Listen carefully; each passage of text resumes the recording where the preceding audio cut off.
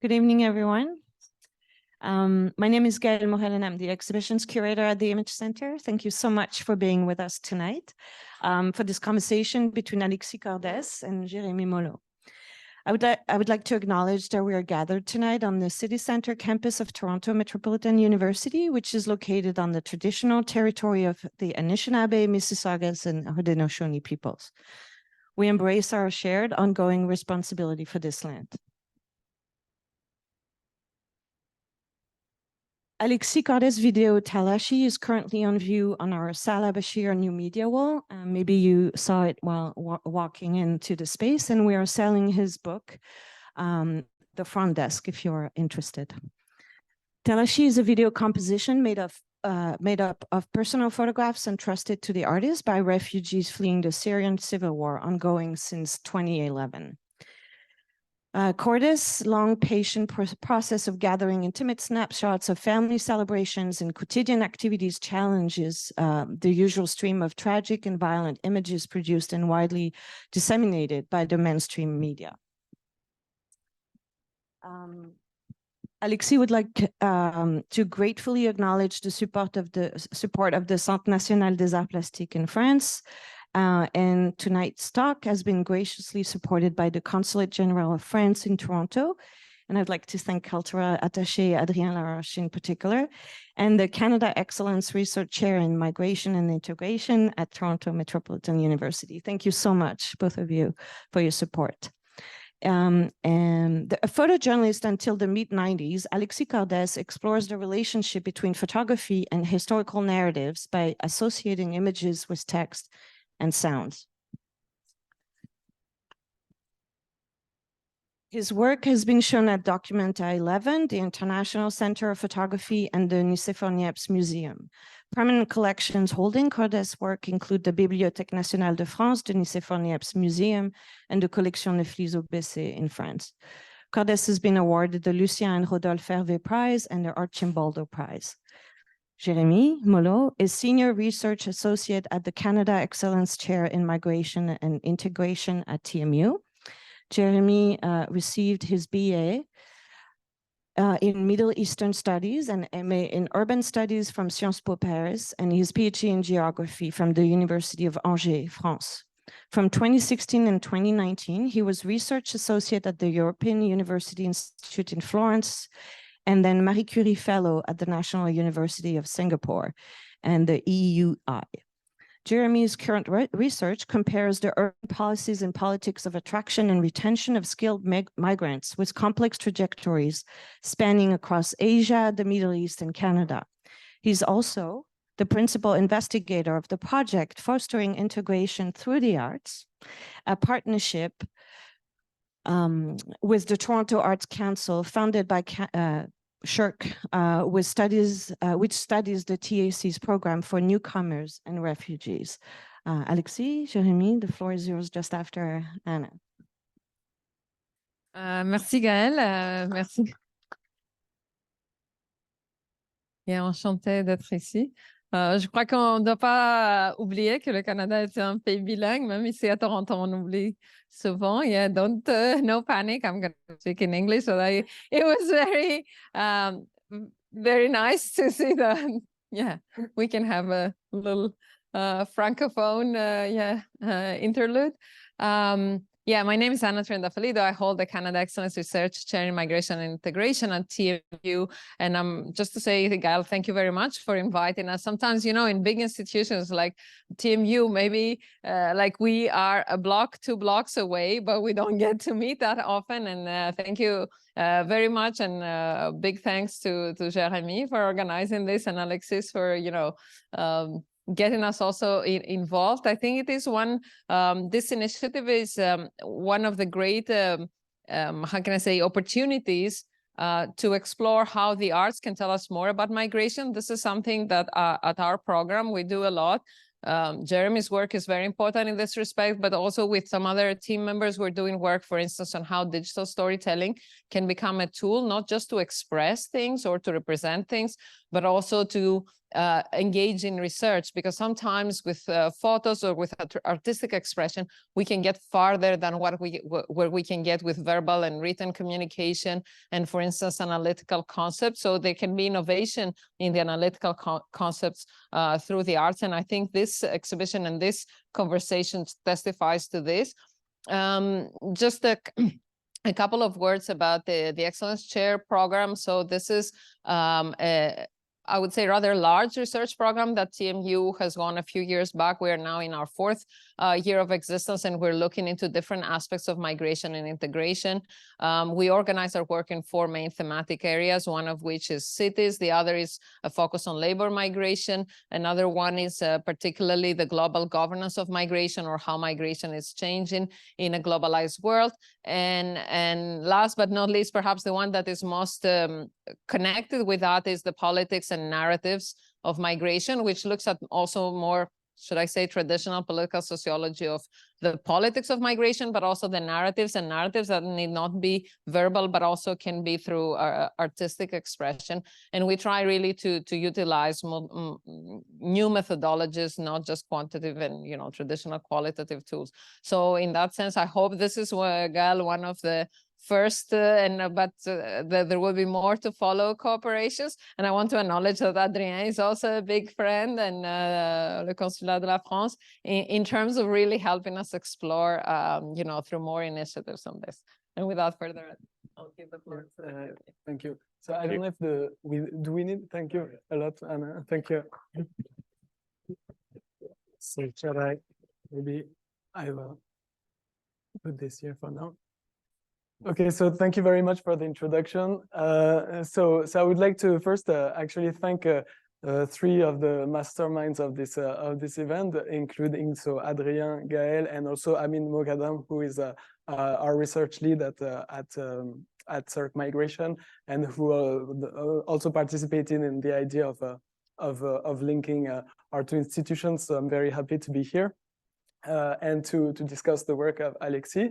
So I was personally very interested in this conversation, because I've been interested in my work for a long time in the role that arts can play in terms of reframing migration and challenging dominant narratives on migration, and especially dominant media narratives on migration. And so I was very interested in the work of Alexis, because he comes really from the world of media, having been really working in a studio, really in the fabric of media information, and throughout his career has had a critical view on the way media is produced, especially on conflict situations.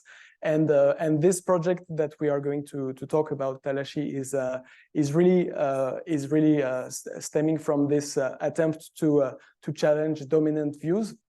And so for me, it has been very inspiring reading about the work. So what I want to say in the beginning is that a lot of the questions that I've been preparing for this conversation have been based on the reading of a very interesting essay or thesis that Alexis wrote, and that I hope, I was suggesting that I hope that one day it can be published, because it's a very personal account of all his long career, and where he went from working as photojournalist and then photograph artist. And I think it's a very rich account, and we will talk a bit about some of the elements that are present in this work. So what I wanted to do in this conversation was really unable to give some keys to understand this work that is exhibited here at the entrance on the large screen with the different pictures. And so what I wanted to do is have different parts. First, talk about the trajectory of Alexis, because as I said, this project really is in the continuity of his long trajectory. It is the first time that instead of working with his own photographs, he has employed the photographs taken by other people and created a narrative and an assemblage based on these collection of work by different Syrian refugees. But there is a continuity in this in this attempt to create a different frame of what is presented in a dominant way in the media. And he has conceptualized it in a very interesting and stimulating way by talking about what he calls hors champ, so which would translate that as out of frame. So meaning what we don't see viewed in the media. And so what he shows and what is shown in Talashi is really what is not shown in the media. So it is about the ordinary life of Syrian refugees, migrant exiles. And a lot of the previous work is also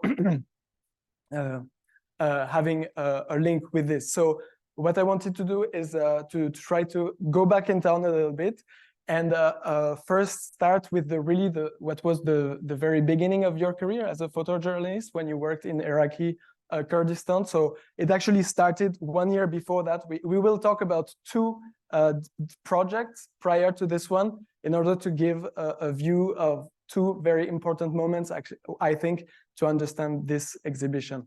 So first is your experience in Iraqi Kurdistan, where you actually came back there 1 year after your first experience, where you worked actually in the core of the media. You were covering the Kurds fleeing the persecutions from Saddam Hussein and who went to the border with Turkey, were kind of blocked with Turkey, and a lot of international humanitarian actors, including Doctor Without Borders, were there. There was CNN, there were a lot of media attention on this, and you were there in the middle of it, and you were very uncomfortable with the way you were participating in producing a media narrative. Where people have set characters. There is the villain, there is the victims, there is the good people that help the poor refugees, and you were participating in this, but also were feeling uncomfortable. And so then you came back around a year or a bit less than a year after that, with more time to study the aftermath of this process, but also to take more time and to portray people differently and look more at the ordinary life of people. And this has been then shown in The Independent, which is a British daily newspaper with a long format, a large format. And so these are the pictures that we're going to see. They will be shown. So the first question I wanted to ask you, I've been speaking a lot already, was about how this project came about. Why did you decide to come back to Iraq? And how did you try to create a counter narrative to this media narrative that had been done previously? Yeah. Well, Jérémie, you already have spoken a lot. No, first of all, I would like to express my gratitude and say my pleasure to be here tonight, and thanks all the people that made this accounting possible. Well, actually, there was actually 3 times that I went to Kurdistan. There was a very first attempt that turned as a failure. We are during the first war in the Gulf, so 90 to 91. And at that time, I was working in a press agency, Sigma, which was the first one, the leading agency at that time. And I think that I was interested about the history of Iraq. And so I had this feeling, and interviewing a few people around, that if the power of Saddam Hussein would fail, something could happen from the north and even from the Shia population in the south, which actually happened. And I tried to enter Iraq from Syria. Few people around me said that I would actually not step out from the airport. So it's like, you know, this is how you're trying to become a photojournalist. So I managed to enter Syria. I went actually to the border, but then the border was closed because of heavy fight and heavy shellings. And we were a group of journalists waiting. At that time, we have to think that we are working without any mobile phone. There are no computers. Each of us had this very small radio trying to catch, I don't know, Voice of America or Radio France International to know what was going on the other side of the border. And we hadn't any ideas about what was going on. And then one day, the Secret Service, Syrian Secret Service, knocked at the door explaining that maybe it was time to leave, and that would be extremely pleased if we go back to the airport and leave the country within 24 hours. So this is actually my very first attempt to reach Iraq. And then a few days later, I had been in touch already previously with Doctors Without Borders, who then helped me a lot in my career at the beginning. And they called me up and say, okay, we just set up a mission, first aid mission, and we're going to try to reach the camp on the border between Iraq and Turkey. And I would say between the moment that I was obliged to leave Syria and the moment that finally I stepped again, you know, on the border, there are maybe a week, 10 days. And in the meantime, of course, this massive exodus of the civilian population from the northern part of Syria. It was like a long journey. There was a convoy of trucks with hospital, food, and you know, these kind of missions. And finally, after this long journey through bad roads, we climb up to the borders, and then what we see first of all Iraq. It was the very first time that I could see Iraq. Then you see the refugees, and then when you turn your head, you would see trucks, huge trucks of CNN, you know, and they'd been in already.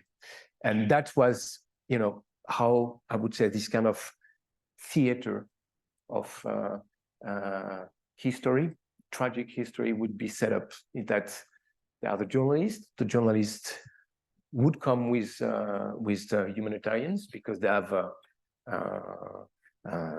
all that you need, logistical help to reach such places. But when we get there, there was already CNN. It was a moment of triumph of CNN and of the first. They were covering live. They were. It was the moment that it was the huge success of live coverage, and it was the end of this first war in the Gulf, where they used to cover the news from Baghdad with gas masks. You know, everything was becoming very dramatic, and it was a new way of staging news.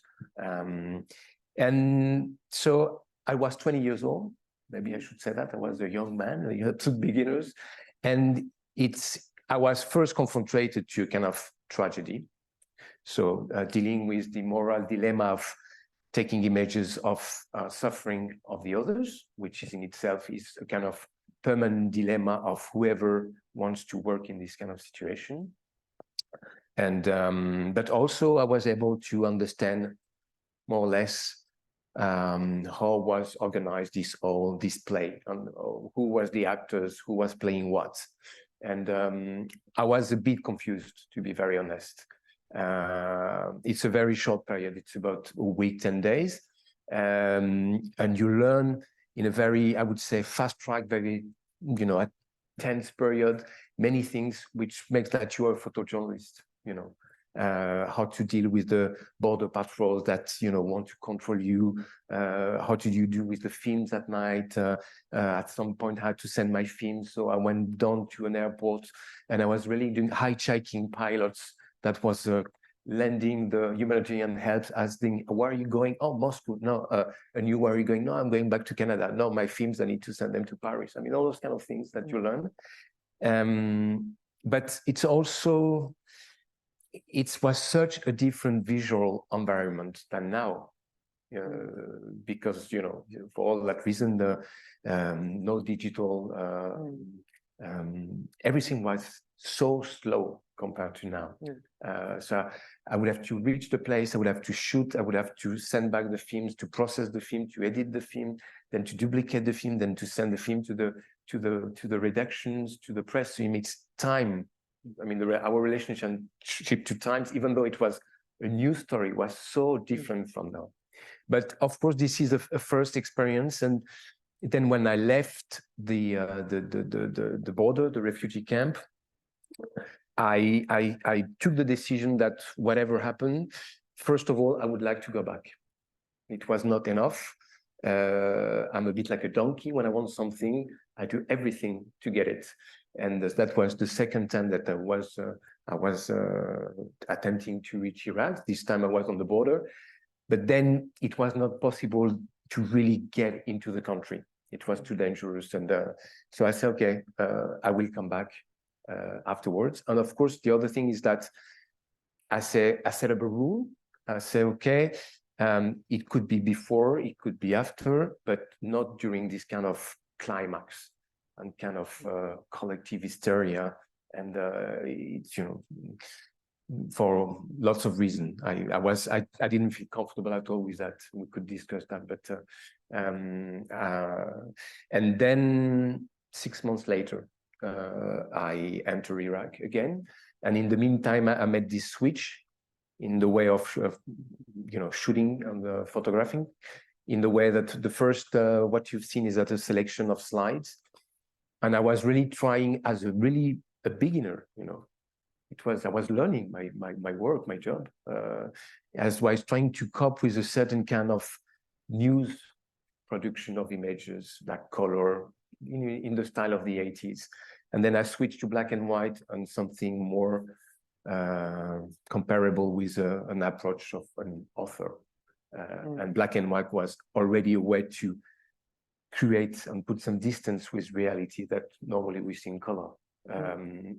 But I was experimenting things, you know. I had some reference, and that I was trying to find my way in the middle of this reference, news photographers from the 80s, but I had studied the history of photojournalism, but not only photojournalism.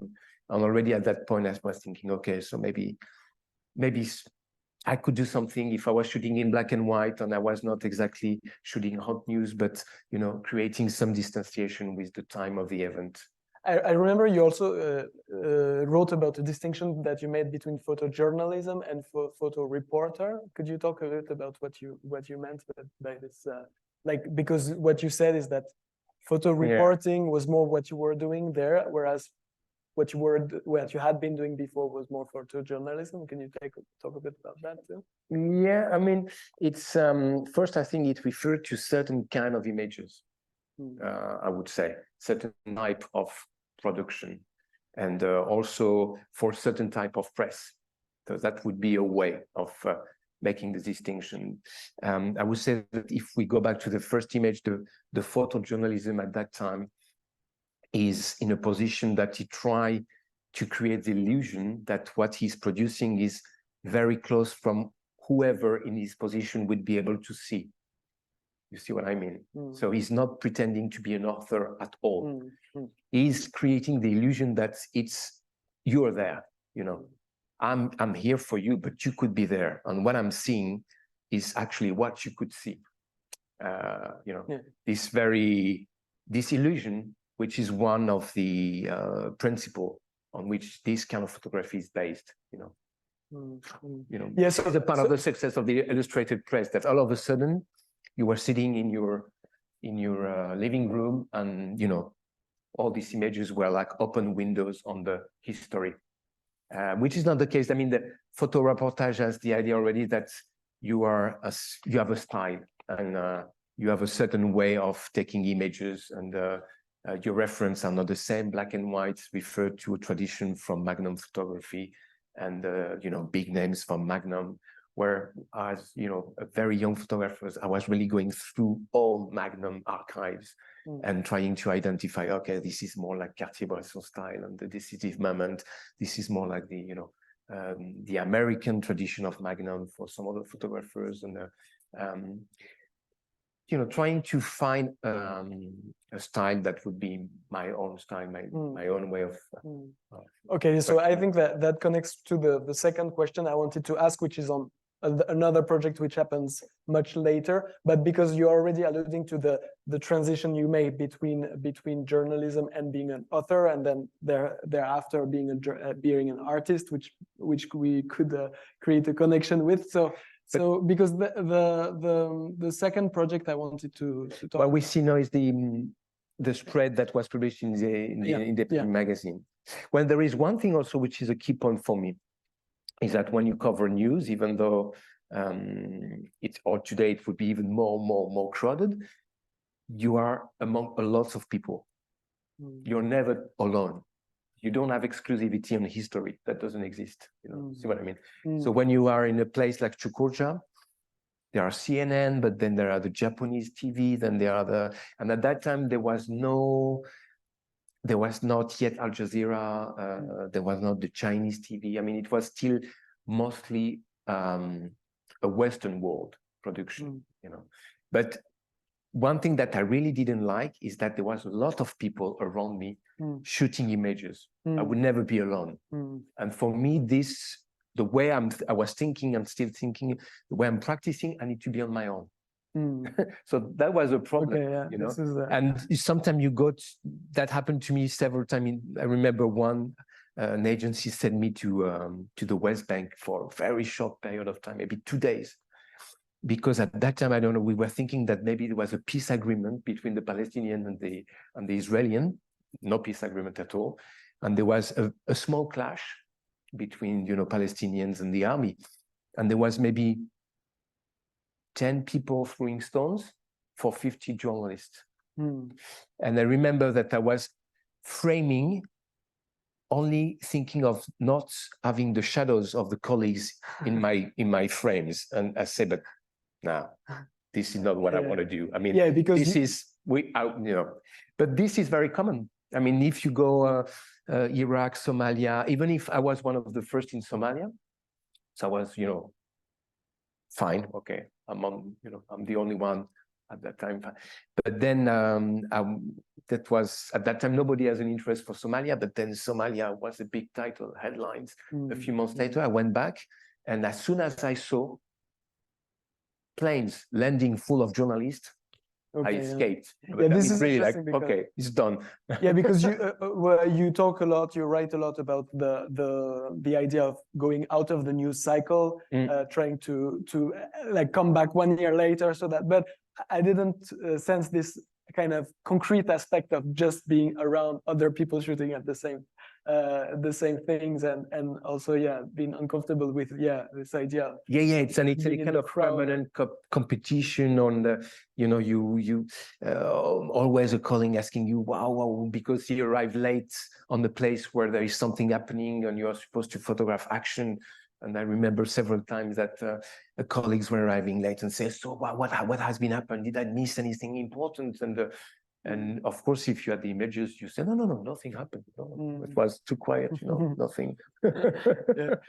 So the second project that I wanted to talk about is the third project that you did on Rwanda. So you had mainly three projects on Rwanda starting. So in the project was done in the aftermath of the genocide of the Tutsi in 1994. But your first project was, I think, in 1996. Yeah.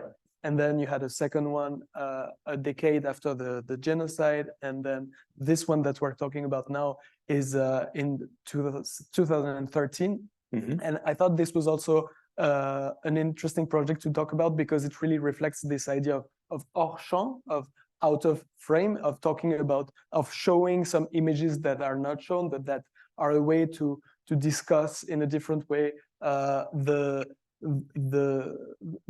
main topic that is kind of underlying. So I wanted to ask you what prompted your willingness to come back to Rwanda, and how so also one thing that I didn't say is that part of this project was also the testimonies that you did with 3 women, including 2 people that survivors of the genocide, and they were also shown together with the pictures that are focused on the landscape of Rwanda.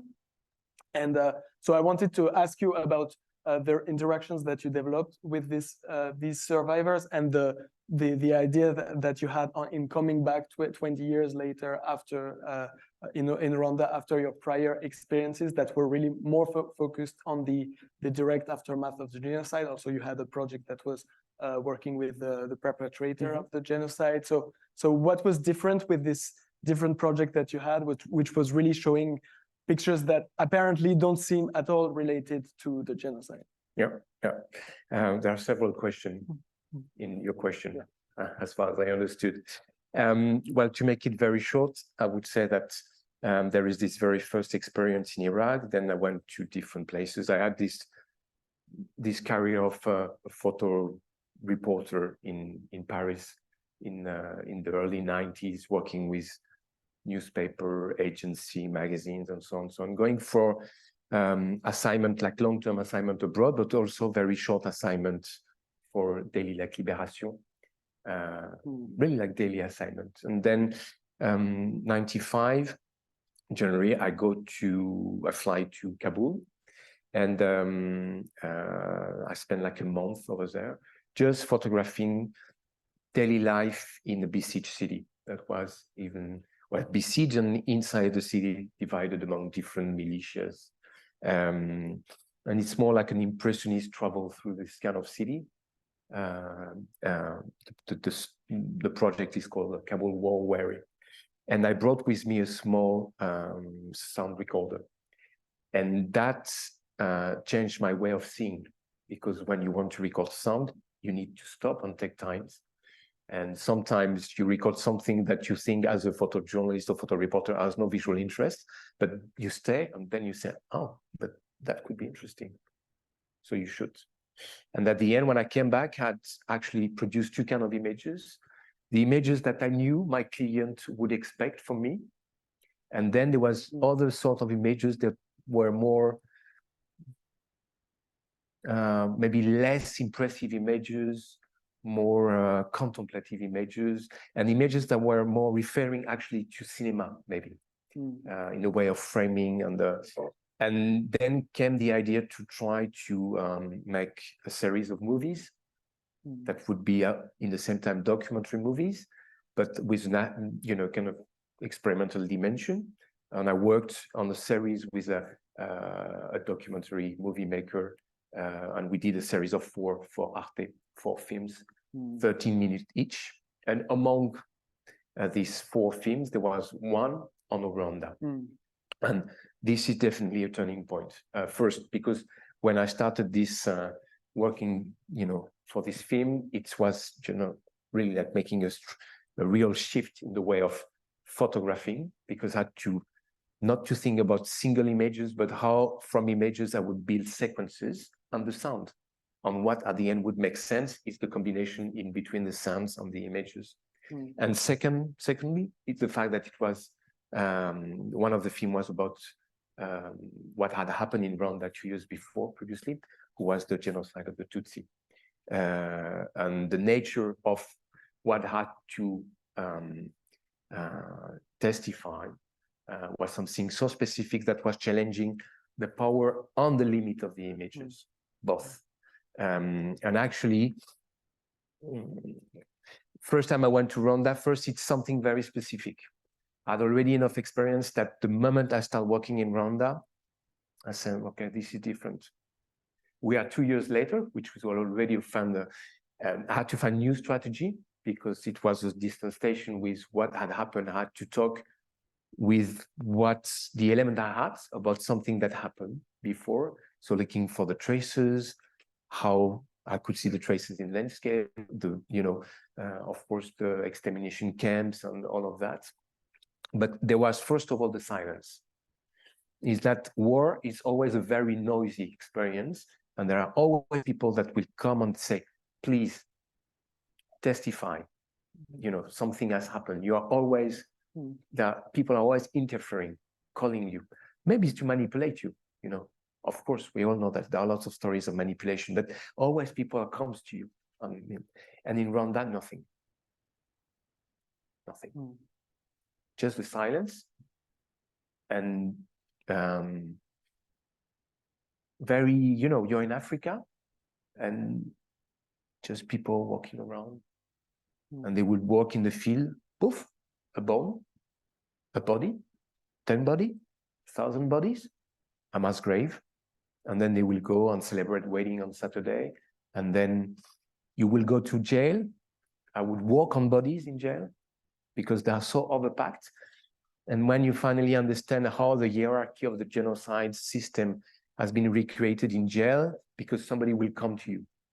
You say, okay, this is somebody that is important in the hierarchy. They will say, but nothing happened here. you're completely confused, you know. So it was a very, very, very specific moment. And then I spent maybe 2 months with a survivor to edit the archive of the radio 1,000 Years that we use for the soundtrack of the film, which was a radio that was set up by the extremists to spread the ideology of the genocide, and then to had a key role in the organization of the massacres. And that was like a very radical experience. So, I mean, all these reasons make that Rwanda is something very special. It's a key moment in my career, and then it became like a kind of a cycle of work. So I went there maybe five, 6 times, and I kept at the end 3 chapters in this work. The second, as you said, the perpetrators and the extract of the confession and the portraits. And then finally, the third one is we are nearly 20 years after the genocide. So there are also people that I met first in 96, but then I met them again. I met the children sometimes. So time has passed. This is the idea. And one thing is that Rwanda is an absolutely beautiful country. I mean, the nature, the hills, it's just a real experience of beauty, nature and beauty. And for us, which is completely against the logical of history, even in Europe, there is this beauty is supposed to preserve us from violence and barbary and all that, you know. So in Rwanda, you're always in a situation that you want to let yourself go into contemplation, but then my imagination always starts working, and I would start thinking about what has happened in these such places, you know. And then, I mean, Rwanda was the kind of known as the Eden of the 1,000 Years, so the kind of paradise on earth. And I was always, how you say in English, between déchiré, split, or in between a desire of just really just admiring the beauty, you know, the gift of the nature. And on the other hand, my imagination will start very quickly, you know, but remember what has happened here, because there is not any place in Rwanda which remain a safe place. You know, people, Tutsi were killed everywhere, absolutely everywhere. This is one point. So you see, and the nature you see, there are no traces at all, you know, because nature do his own works. I mean, they don't care about us so far. When we don't destroy the nature, nature do his own things, like, you know, so whenever you would have traces, they would disappear. And this makes a big difference between the war and the genocide. No, I mean, the genocide doesn't remain, doesn't leave any traces. So the thing is that I was thinking, okay, this is what I want to create. I want to bring the viewer to be in my position and able to share with me this kind of very tense and contradictory feelings of admiring the beauty and being completely disturbed, because what you call the off-frame is what you know about what has happened, and that you are able to imagine even though you don't see anything, because that was the idea. I'm going to tell you, it's going to be an evocation of the genocide, but you're not going to see anything. So, you know, you push the logical of the off-frame to the extreme limit. And it works because these images have always been shown not as a single images, but you would always have either the voice of these 3 women that are explaining what they have been going through in these places. And also most of the time, the exhibition would have been presenting the 3 chapters. So when the viewers come to the end and see these huge images, because there was like a large format in the idea of, you know, emphasizing the effect of immersion, you know, you're in the middle of this rainforest. But you see with what you know. So at that point, the viewer of the visitors, it's not like if he would have started with these images with no captions, nothing. He would have been through, you know, all these the rooms, and they would have, you know. Yeah. So this is where it connects also with the project that we wanted to talk about maybe today. Is the fact that when we see the project Talashi, we see the images of normal life of people, and then it stands in stark contrast with the dominant imagery of the war in Syria. And so this was really kind of an element of starting point and a continuity with all of these different projects. So what I wanted to start was first understand the initiation of the project. So what I understand is that one individual played a key role in the initiation of the project. This person is Maha, who was a Syrian university professor who lived in France, and whose daughter brought some pictures with her, showing moments of daily life, moments of rituals, and moments that you felt had a lot of connections, because she's also part of the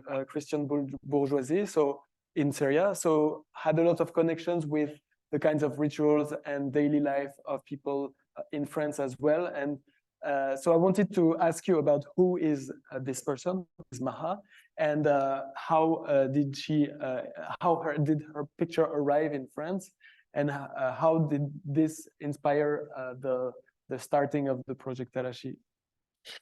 Well, Ma, as you just said, is belonging to this Christian minority. She's from Aleppo, the big city from the north of Syria, and she belongs to high bourgeoisie. Her husband used to have private hospital. He had studied medicine in France, and she was a university professor. So, you know, quite high standard of living. And when the uprising turned into an armed conflict, they decided to leave. And I guess, like many Syrians, at first she thought that she would leave for a short period of time. But then she had to admit that the war was going on, and she was not able to come back. So decided to move from Turkey to France, with the idea that because, I mean, her husband had studied, she could set up for a while. She had 2 daughters, and one of the daughter, instead of, you know, picking up toys or books to put in the suitcase, went and through the family album and took some images, some photos from the family album. And one day Ma told me about that story, but at that time these images were stored somewhere because she was going from one place to another one. And finally, I saw these images maybe a year and a half later. It was 2018. And I remember precisely the day because there was on TV, looping, like, you know, on this news network, images from Syria again. And it was the heavy campaign of shellings on the last cities that were besieged, heavy siege from the government army, and it was nearly the fall. It was the last bombing before the fall, so the most intense one. And once again, you would see images of victims made by Syrians themselves, by people that were in these cities, and it was these kind of images that we have seen and seen again and again for years and years and years and years. Yeah, so one element also that you talk about is how you did research on the kind of images that were produced in the war, and that you realized the impact of digitalization on the production of media that portray the Syrian conflict. And this is interesting because it's very different to what you were talking about before in the context of Iraq back in the 90s, where you had to send the films, and you really have this exponential increase of the kinds of images that are produced, but at the same time the same and even a different kind maybe of problematic depiction of people, and especially a lack of respect in what you explained in your writing a lack of respect for the dignity of people in terms, especially of the display of violence. And then these very images being taken on by mainstream media and in the name of the right to inform being used, showing this violence in ways that wouldn't have been shown if the victims had been from France or from somewhere else. So I wanted to ask you also about this research that you conducted on these dominant imageries and how it kind of influenced the work that you wanted to do on the Talashi project. I think there is one point with Syria is that it was a very isolated country.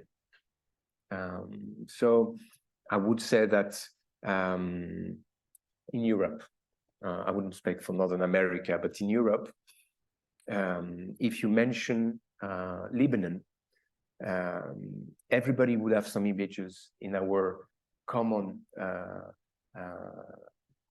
imagination about what Lebanon is. Not only referring to the civil war, but we have some cultural representation. The same with Palestine. Could be, of course, the news, but also the Bible, a tradition of Orientalism in the painting from the 19th century. It would be maybe the same with Egypt, of course, but not with Syria. Even though France had colonized Syria for a while, but for most of us, Syria was not referring to any kind of imagery. What do you say? Mm-hmm. Nothing. So our imagination was empty. There was no reference. And all of a sudden, the Syrian society appears to the world. Arab Spring, and then the Syrian Revolution, and then the Syrians appears on the screens and become, figures that will come and come and come again, very present. And this mass of images, this profusion of images from everywhere and from the Syrians themselves, because very quickly, it was getting very complicated for the foreign press, the professional to work, but the Syrians, for many reasons, this time said, okay, no, we're going to produce the images because some massacres took place 25 years before with no images at all. So the Syrians, this generation said, no, it's going to be a weapon. We're going to inform our own society and then abroad.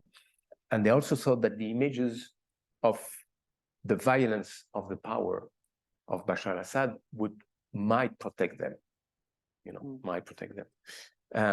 So if think who is on the other side, which is the people that are consuming the news, they don't know anything about the Syrians. They don't have any previous image from Syria.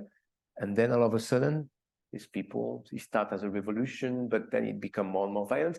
And very quickly, what you would see is violence and violence and violence again. So there will be always an association between the Syrians and violence and horror. And whoever you are, and of course it raised the question of the dignity, but it's a very complicated question. But the fact is, you will never be able to identify yourself with a figure of a scene of violence because it dehumanized the person. Yeah, that's what you were saying, is that it was leading to more indifference, even more distance, creating a human connection with this, and put even more distance. So if you think that there is already some stereotypes about people from the Middle East and from the Arabs in particular, and this is an heritage of our colonial period and post-colonial period. And if in top of that, whenever you present this person, they are either perpetrators or victim, but they're always it's always connected with horror and violence. How do you imagine these people? It's just it's extremely complicated. There are very, very, very distant people in any case. And my idea was, no, okay, you're gonna reduce the distance. and how to do to reduce the distance. And this is the challenge with Talashi. Yeah. Is because on one hand, if you look at the media from the West, let's say, but you think that Middle East is just the last place you want to go. I mean, these people are awful, absolutely violent. I remember once I traveled to Iran, even people from my family, even though I had been to Afghanistan, where they say, you go to Iran with your daughter. I say, yeah, that's where the problem. Iran, are you crazy? But so you imagine, of course, they don't say, but who are the Iranians are all, you know, barbarians or whatever. But I mean, this is what it means.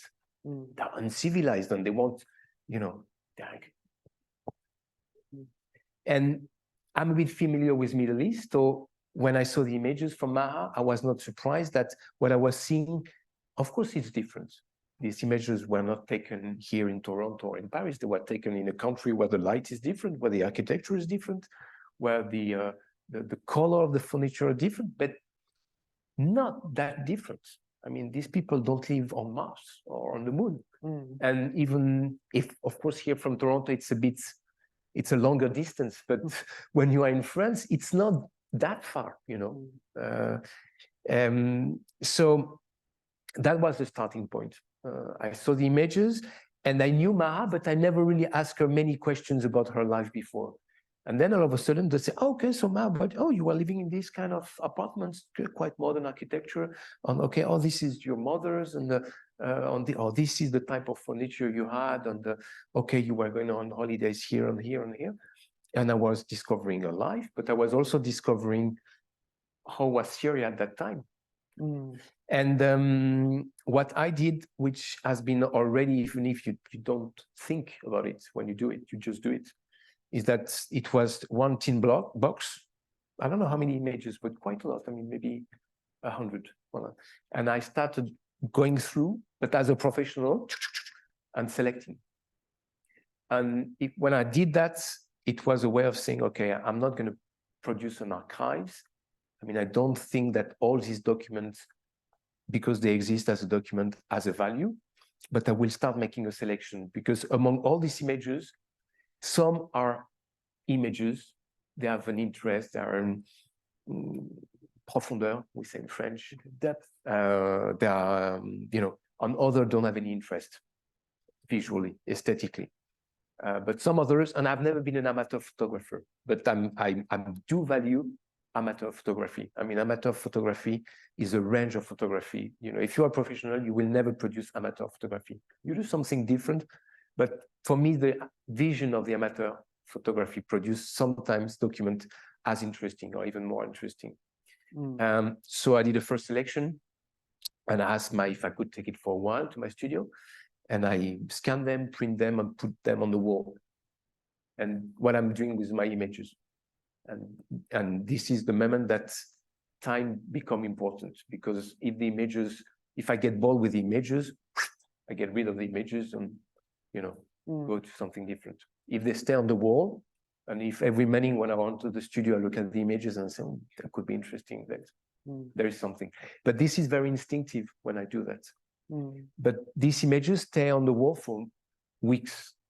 And I was thinking, there is something, but I don't know what. But what I'm sure is that like this, it doesn't work at all.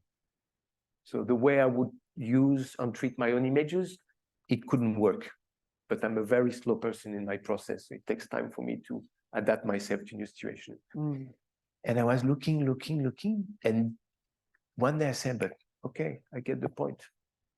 These images are extraordinary because they are showing the most normal things of daily life, but they are exactly the opposite of the ordinary images we have seen and consuming from Syria for the last 8 years of war. You know, the most common images from Syria are the images of horror and violence, but this one are the one that we have never seen. So stick with your idea and no work and keep working. But I need material. I need more material because it's not a conceptual work. I mean, I'm not, some people might, you know, sit on their desk and on seat, and they will produce concepts and, conceptual approach. I fund things when I do things. Yeah, but so this is also the question of how you and then went on about collecting more pictures, because these were the pictures of this person that you already knew, but then we see the end result is about the pictures of more than 60 people. Yeah. You engaged with about 80 people at the end. Yeah. So I wanted to ask you about how the methodology that you developed and the way it relates also to what you talked about as a ethics of testimony, because what I understand is that one person that it was kind of challenging to find people that you could engage with and who could be sharing this picture, and the first person that with whom you created this relation was the person who was who had an NGO or a grassroots organization dealing with people victims of torture, and who was kind of a community leader who then enabled you to connect you with other people, but also with whom you created this first kind of relationship and agreement that would then determine the way you then interacted with the other people from whom you collected pictures. So can you talk about this person, Ahmed, that you met and that shared his pictures with you, and the kind of agreement that you developed with him and that then served in the rest of the project? Well, I heard about Ahmed at the moment that I thought I would quit, because it was more than 4 months that I was trying to get in touch with Syrians and trying to get in touch with Syrians that would be willing to share images with me, which was already two conditions. You can imagine when you are in exile, you have most important things to do than sharing images with others. And when I was trying to go through NGOs or association, it was not working, So I had to create my own network. And at some point, because also on the other side, at that time, there was about 20,000 Syrians in France, regarding to, the 750,000 that arrived in Germany, 3.5 million in Turkey. It was, very small numbers. So among these small numbers, I have to find them, and they had to add images, and I have to convince them of the interest of the project. I mean, there was a lot of conditions that made that after 4 months, I was still looking for images, and I hadn't got enough images to start working, And one day, a friend of mine, Palestinian friend of mine, called me and said, I think I've met somebody from your project. His name is Ahmad, and he's in France for a period of time. He needs also to have surgery. That's why he is here. And I think he could be interested.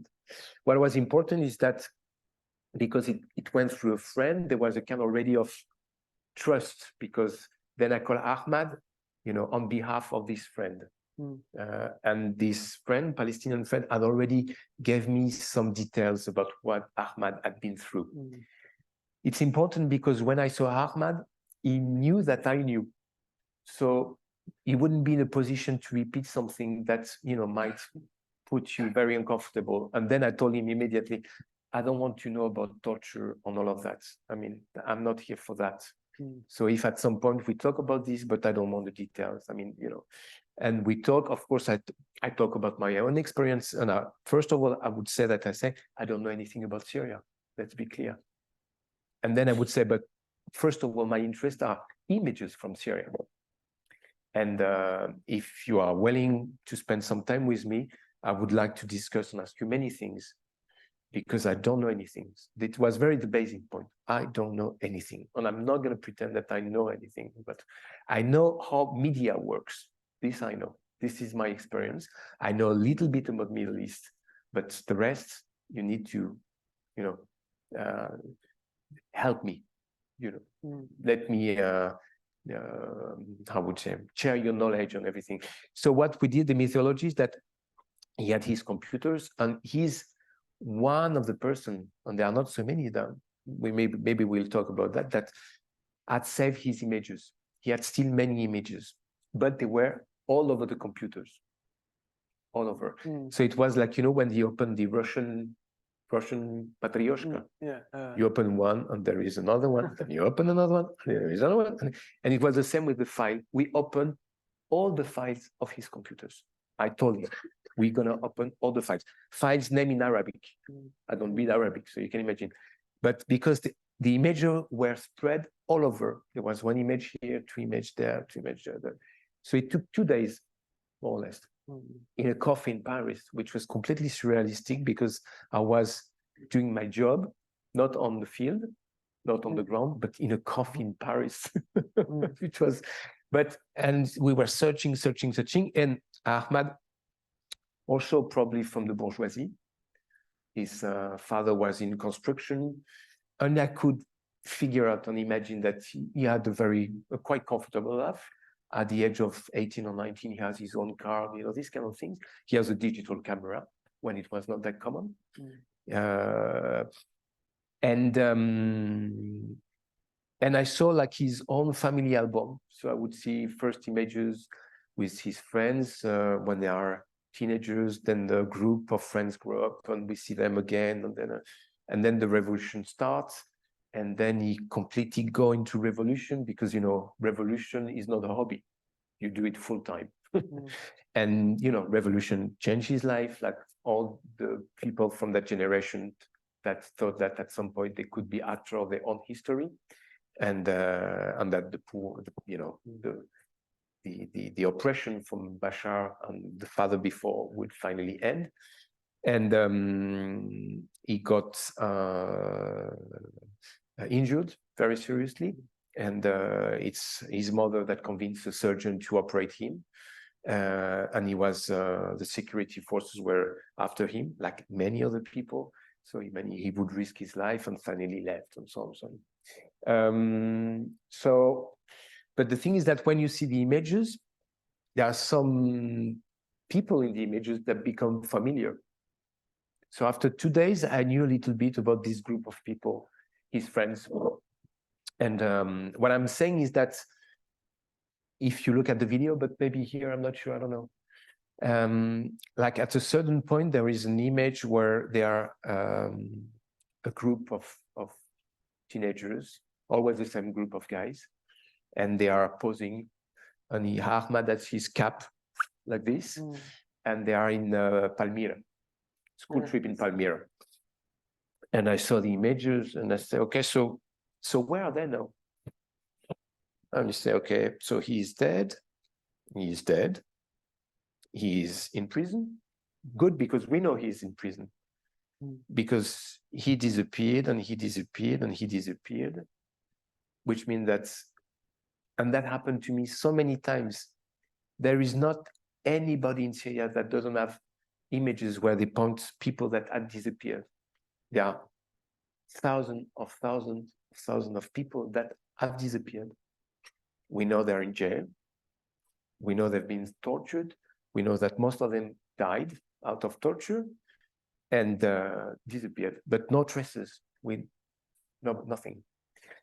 He's in Germany, he's in Sweden, and finally, few of them were still alive, not in prison, and still in Syria.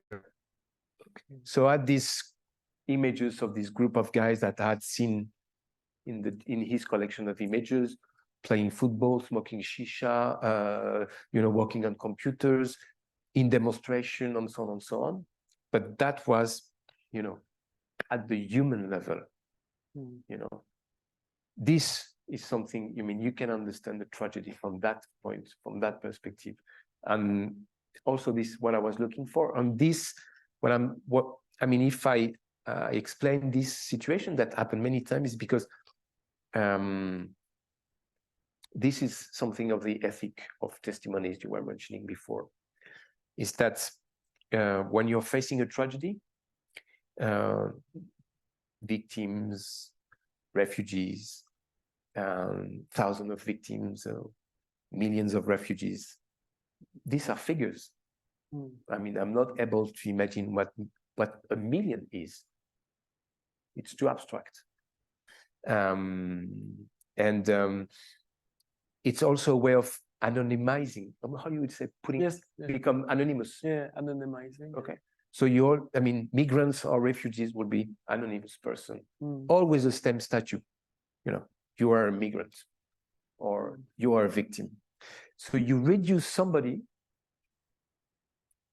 to one part of his identity. Mm. you know. But as a human beings, it doesn't exactly work like that. Our identity is very complex. It's different things. It's moving things, you know. Our identity is not stopped. And I would never neither reduce somebody to a moral judgment. So I would never see somebody and first of all, looking at him as a victim. No. You are Jérémie, I'm Alexis. She's Noura. First of all, I mean, we all are individuals. Why? Because you are from Syrian. Why I should suddenly, all of a sudden, look at you, victim or refugee? And, you know, in a case like that. So with these images, I could do that because the viewers, they know that something terrible has happened for many years in Syria. These things at some point was a kind of entertainment, like porn photography, because we know that this kind of so striking images is exciting some part of our brains, like the reptile parts of the brains that we, you know, there is a sort of pleasure. Oh, we don't want to see that, but oh, you know, the part of us want to see it. We become perverse. I mean, this image put us in a position which is a very uncomfortable position.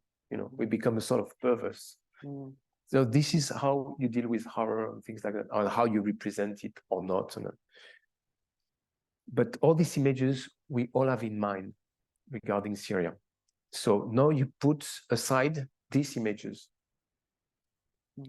and then the viewers makes the connections. Also, the fact that what he sees that people that are using photography the same way, everyone use it.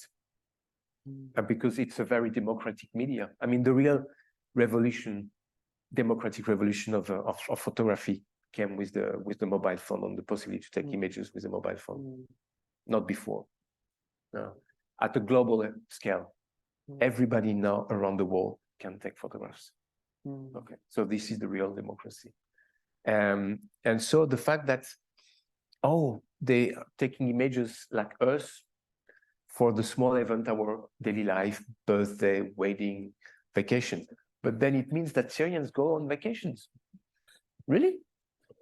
And they go on vacation on the beach, which means that there are beaches in Syria. You might see Ahmad in the mountains with the snow, while you would think in this kind of very stereotyped imagery that the Middle East is a very dry desert country, you know, on which, you know, this kind of stereotype that fit the Orientalism tradition, Lawrence d'Arabie and all that stuff. But, you know, people from dry country are people that are either black and white, but never pragmatical, you know, they're not, they don't know the grayscale, you know. That's why I start the book with an image of a fertile land, because to break the stereotypes. Actually, if you want to know our stereotypes regarding the Middle East, you look at Daesh propaganda, because they are the stereotypes of our stereotypes, you know. So it's so you learn a lot, and they know they were so professional about that. So how to, you know, emphasize our own stereotypes of the Arabs and so on. And this is completely the opposite to and to the end, it creates a possibility to identify as a viewer with the other, with the person which is in the image. Because the way you identify with somebody in the image is when you recognize your own sign in the sign of the others.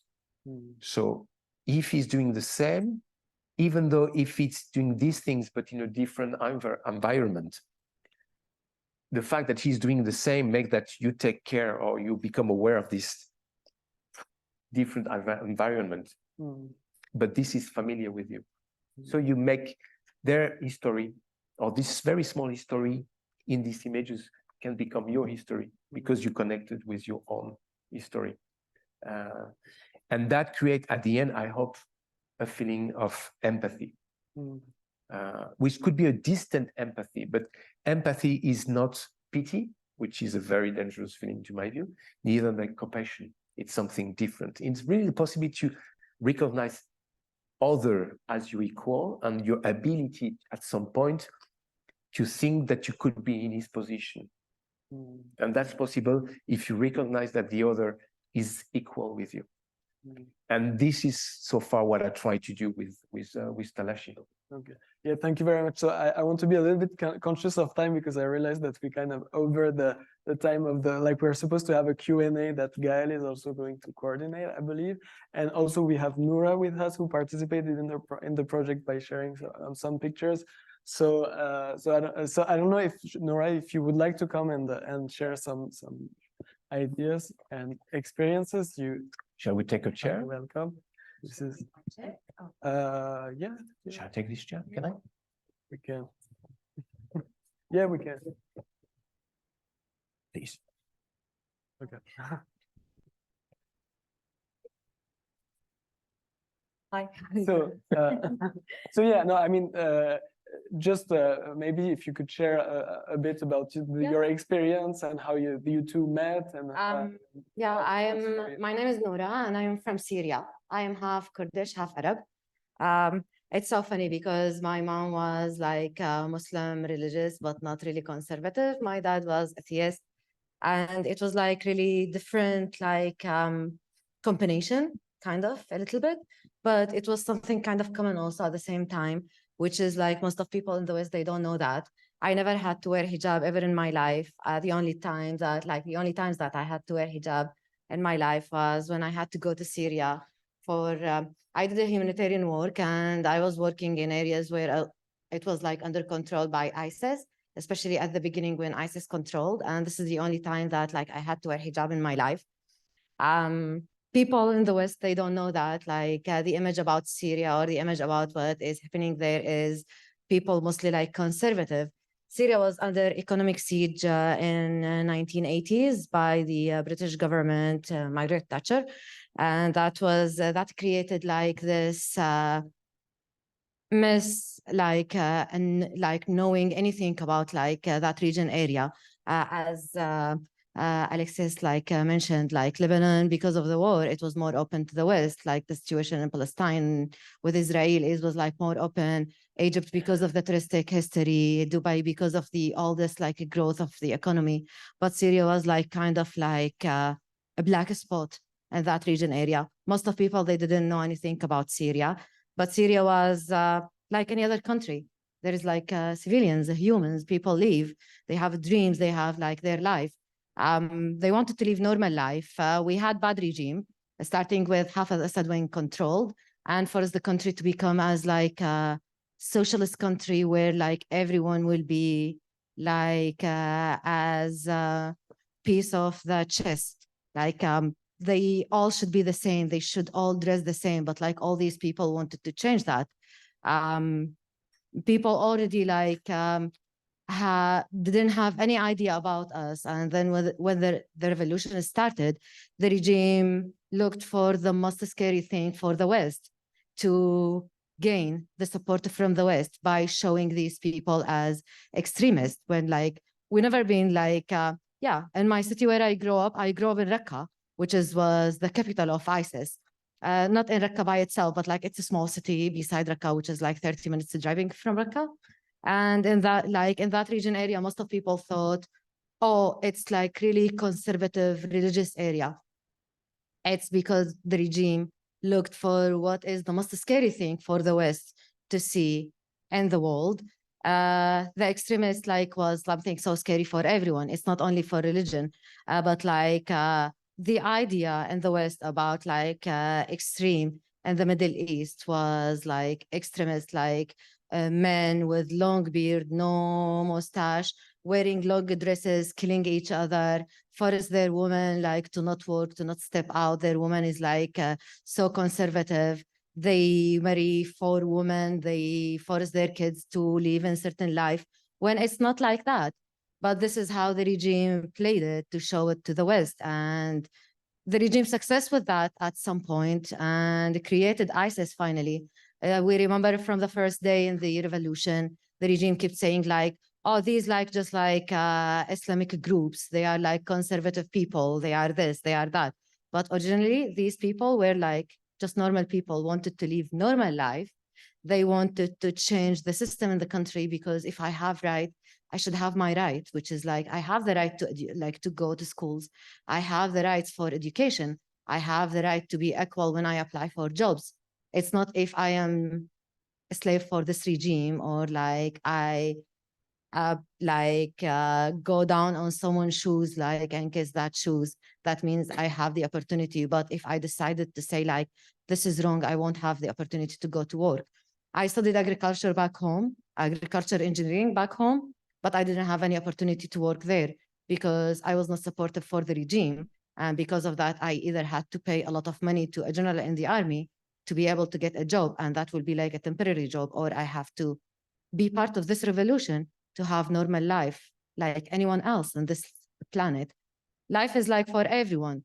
Governments shows what they want to show, but we as humans, we fight for our rights, and we fight for other people's rights. And this is how the revolution started. And the regime tried to show the image differently. From the first day in the revolution, the regime was saying, these are only like Muslim, conservative, extremist people. When in the city where I used to live, we never had any woman covers her face. The only time that I had to cover my face, and there is one of the pictures here for me covering my face, it was when I had to go to Syria for that irrigation project. And I was working like for a humanitarian sector, and I had to cover my face. It was just like, because thinking about my work, thinking about helping other people was more important for me than showing my identity as like hijab or covering my face. It's not for me. It's for someone else. And it's their freedom, as it's my freedom that I should, like, I am not like a religious conservative person. I find part of my freedom to not wear hijab, as I believe that the freedom for other people, if they believe in hijab, they should wear hijab. Since they are not hurting anyone, they are not harming anyone, they are living their life as they want without forcing anyone to live that life. This is the life that we were seeking for. And I remember when we met, me and Alexis, first time, there was like the person who introduced us to each other. It was like so funny, because the person who introduced us to each other didn't explain a lot about the project. And then Alexis was saying, I'm doing kind of comparison about the life in Syria before the war and during the war. And I was scared because I understood it at the beginning as this person is trying to show the life was much better before the war or before the revolution, which is like the regime was like a good regime for this region area, which is not. We as humans, we knew how to survive this life and how to live happy and to find these small opportunities or moments, like to live life normally like any other people out of this country, whether in Europe or the US or Canada or wherever. And that's how, like, it was kind of argument between us at the beginning. You remember that? And he reminded me about that yesterday. Yeah, because, yeah, I believe life was good because people are good. People choose to be good or bad. But what governments or media or anyone try to show people, it's not exactly what these people are. People are so different. And if they are free, they can show the best of them. Like people in India or China or Japan are totally different than people in South America. That's just because people burn to be free to choose and to be themselves and to be different. The good thing about us, or like the things that we can choose as civilians, as humans, is to accept people with their differences. It doesn't matter how you look, if you are like white or black, if you are like blue eyes or like black eyes, if you are like short or tall. At the end of the day, you were born like this. You choose if you will accept other people as they are or not. I have a lot of friends, like I'm from Syria. I supported the revolution a lot. I did a lot for that revolution. I still have a lot of friends who they live in Syria.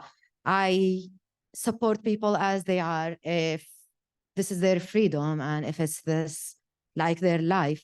What we don't choose to support is if there is like aggression, if there is hate speech, if there is like negativity. We are trying to show each other, like show ourselves in a good image as humans, and we stand for each other as humans. And this is like what I got after we spoke that like we are standing for each other to show the nice image about us as a humans, and we should accept people as they are. The only difference that if they are free and they are not forcing anyone, they are not forcing any power, and if they are not extremists, like they are free, they have the freedom to choose. And then I have the freedom to choose if I want them to be around me or not. But if I choose to be around these people, I have to accept them as they are. I am not supposed to change people or forcing them to change themselves. And this is one of the projects that I really love, because a lot of people that I already know, they were part of this project without me knowing that they are part of this project.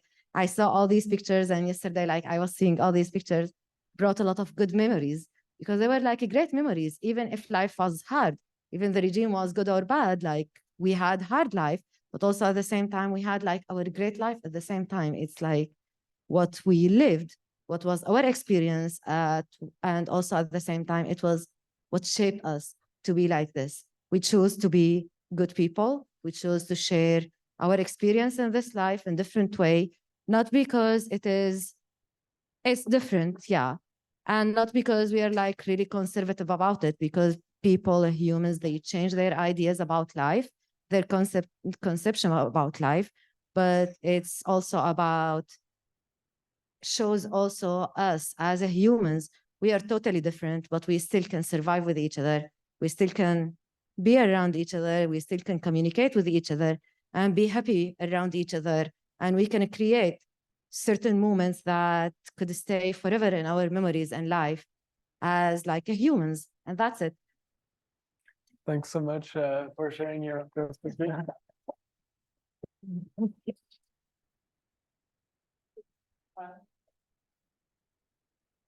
Thank you so much. If you have any questions for our guest tonight, is there any specific questions to one of them? We want to see the book. Do you have any book with you, Gael? No, I know they're behind. Yeah. No, just I wanted to. There are, there are few images of. We can show us of some a few on the book. yeah, these are the exhibitions. There are actually more images of Noura in the video, specially designed for the image center. But among the images that you kindly entrusted to me, there is one or a few that I want to show, because yeah, this one, like this was a really happy moment. I was visiting my dad's village, and they used to farm a lot of wheat, and I love that because like it was nice. You lie down on the ground, you see all this green, you see the blue sky, but you see a lot of birds, and this is like a really happy moment. Like it's not about me if I am conservative or not, or if I am religious or not. It's about living a life moment, and which is like every person in this planet deserve to live this like happy moment, like peace moment. And it was like that. Even there is like another picture, and it was like that picture I took it because it was like the first. Yeah. If I just, because you are probably the only one to whom who provide me with selfie images that I kept in the book. Yeah. Otherwise, I wouldn't. I was not comfortable with selfie for many reasons, but you are the only one who has selfie in the book.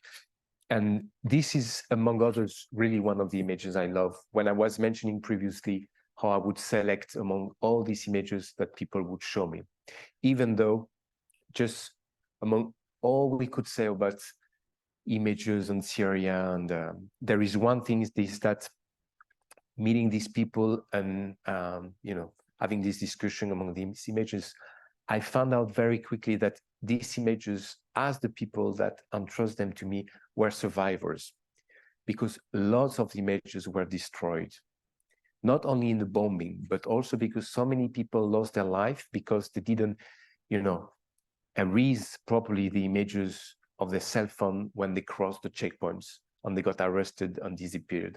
and so on and so on. So I mean, many times I met people that told me, I don't have any images. You know, I left my house in 2 hours when I got to know that, you know, the security forces were after me, and I just left and run as fast as I could. And, you know, that's why at some point, as you would see in the video, in the film, I wrote the story of Tuka. When I arrived the first time in Gaziantep, my first meeting was with Tuka. And, you know, you've traveled, you're in, and she said, but I have no images of my past. And I said, okay, one more time. It was not at all the first time. And this time I said, okay, I was with Tarek, and he said, okay, tell me the story. And she's repeat me the story that you can hear in the video or read in the book. And it's one among many stories, very similar stories about how people destroy their images in order to have no evidence, or also for the security of the others that will remain in Syria. And that's why I wrote, for instance, a piece about Tuka as one of these person that managed to escape, but without any images of their past. What I want to say as well is that this is, and that's why in the sequence of the book, it's at the beginning, is that you are so far from the stereotypes of the woman from the Middle East. Both the fact that you are uncovered with this very nice blue color, but also the weed, what we said, it's everything but a desert land.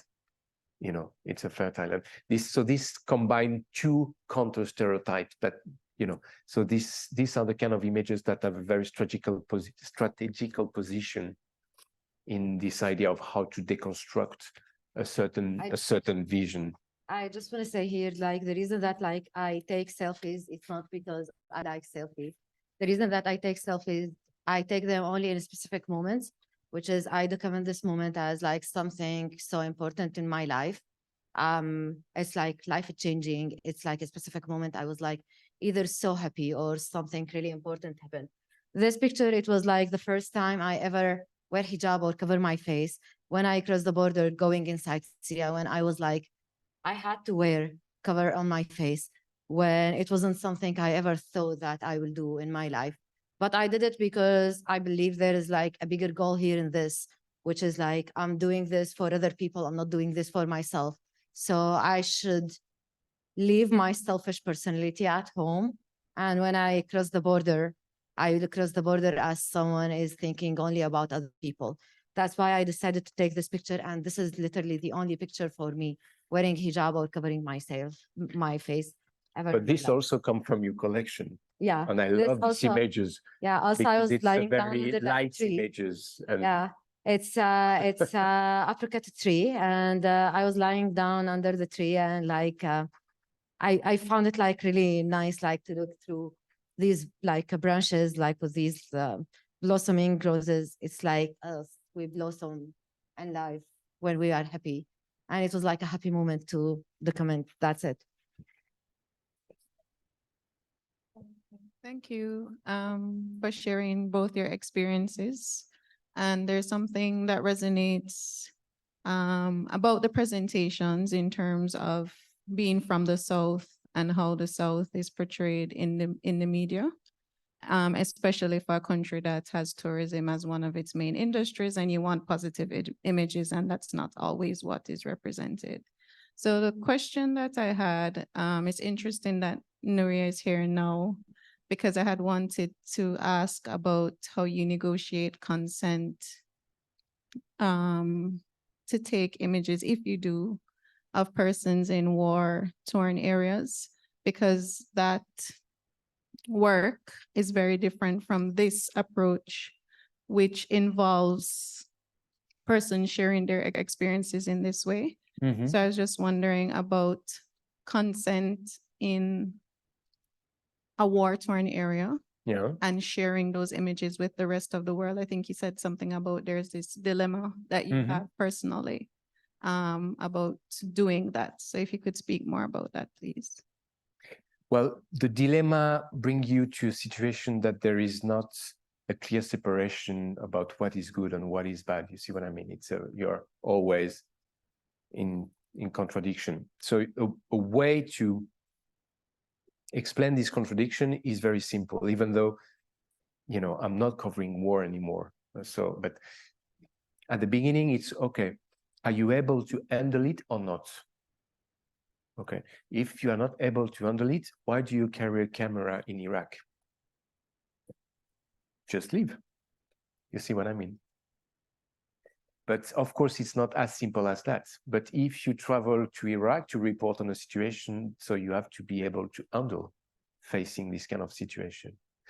This is like very like the first stage, I would say. If you are not able to handle it, so don't go, because you are sent as a photographer, or you leave your camera and you become a doctor or whatever. This is something. This is one point, but this is very important to be aware of that.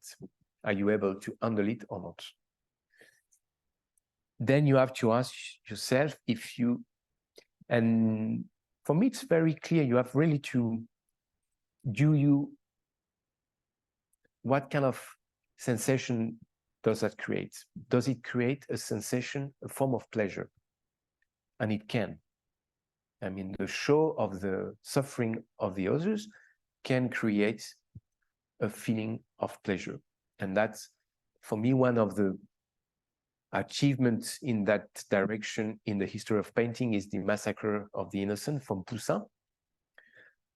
Titian, and many painters have represented this Massacre of the Innocents, but if you look at the version from Poussin, it brings the things to a very important point, is that some of the women are half naked. Why?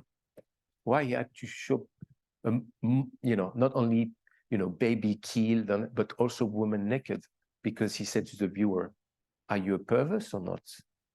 You know, it's a small, and you also have to be very honest with yourself to ask yourself, do you get any pleasure from that? It's also very important to raise the question. Of course, this question, you never get a clear answer. If I would have been, yes, I've got a lot of pleasure, I would have quit as well. So this is also very clear. Then the third thing is that the camera works as a screen. It protects you a lot. And it's a necessary protection, you know. So either you've got the screen that protects you, and keep a distance also in order to be able to make decision, you know. Because when you shoot, you frame, you decide, you move back, move again, go back. It's, you know, so you need to have a distance. This is something. And the consent, which is first, is the person in a position to express a consent or not?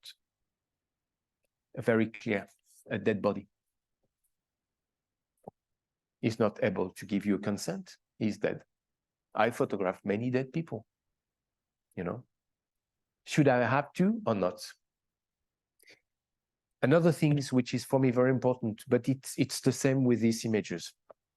You must be able, and it's very difficult at some point, to make the exercise to think how you would react if you would be in the position of the person you are photographing. Okay? I'm in a position where I feel, or I'm losing my dignity. Would I be agree if somebody would photograph me in that situation? This is more or less the most important aspect. And then what you really have to think about it is that when you work, you photograph, but then you edit. And then you make your selection. And I mean, when you photograph, you already make a selection. What do I put in the frame? Why don't I put in the frame, the distance, and so on, so on. So it's a, you know, you gathers a numbers of small decisions. But then the most important moment in the phase of creation is when you are editing the images, because this is the moment that you can say, no, this, I'm not gonna edit it because I'm not gonna publish it, because it doesn't make sense to publish it. And if we go back to Rwanda, for instance, it's an extreme situation, but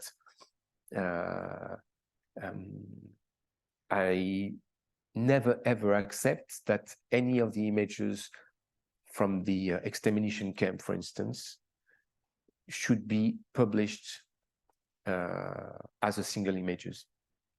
Why?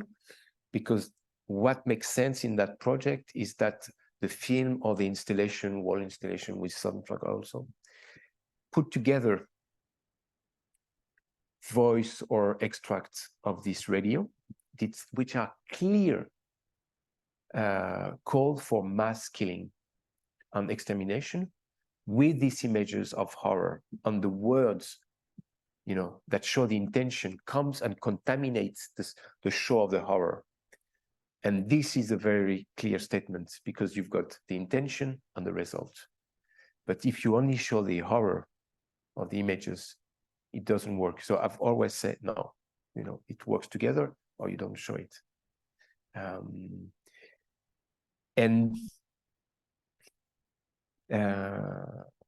But you see, it's always, and at some points you say, okay, if it's becoming a too heavy dilemma, then I do something different. What I did after a certain time, when I was starting doubting about what I was doing and how it would be used, because at some point in the whole process, I would lose control on the images, which is one thing that makes that I step away from press, is that first, there was no more conditions. You know, instead of traveling for 1 month, I would have, you know, only 1 week of assignments. So what I would produce would be less documented, had to be more simple message and so on and so on. But also because at some point it was so difficult to keep the control on all the process to the end, which was the publication, that I say, okay, now, because the process I wanted to keep mine. So until the last minute, I can decide I choose that, not that, and I put this like this, and this one, this one, this one. Thank you. Is there another question?